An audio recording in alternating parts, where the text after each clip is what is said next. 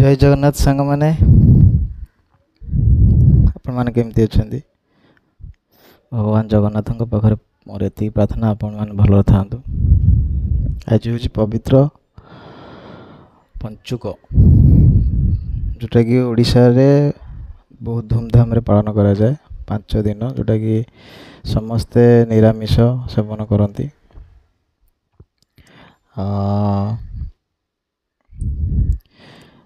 दीपावली आमर आरंभ हो जाए।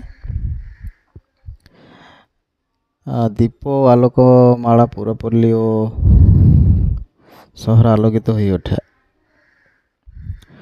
पिठापणा उत्कलीय मैंने आनंद रे समय अतिबाहित करती। अँला नवमी यह दिन अँला गछ को पूरा पूजा करा जाए। साक्षी गोपाल रे गोपाल जी मंदिर राधारमण पाद दर्शन करने भक्तों समागम होता है।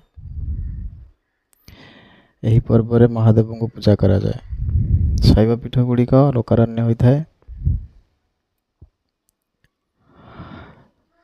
पंचुक व्रत पालन करा जाए। यहाँ बग पंचुक कह जाए।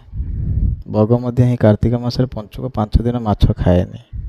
बहुत बढ़िया कथा गोटे जोटा कि आम अनुसरण करिया कथा।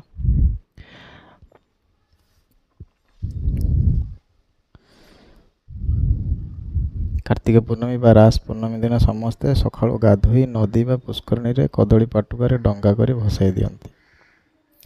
उत्कल रे गौरवमयी ऐतिह्य को स्मरण कर यह पर्व पालन करते। ओडिशार प्रसिद्ध बालीजात्रा कटक अनुष्ठित हुए। हजार हजार लोकंकर समागम हुए। आज आरंभ 5 दिन जोटा कि कार्तिक मास गोटे मास ही आइंष छाड़िया कथा। जो मैंने आइंष छाड़ी पार ना ये 5 दिन कम से कम आइंष छाड़ू जोटा धर्मर मास कह जाए। 5 दिन आइंष न खाइले सकाळु गाधुंतु मंदिर जाइए दर्शन करंतु ठाकुर को।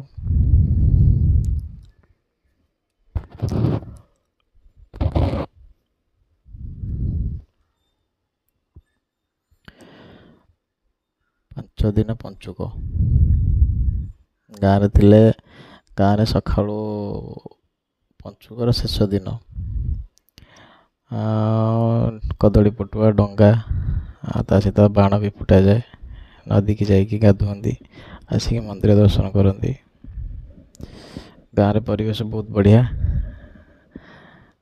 जो मैंने बाहर अच्छा कि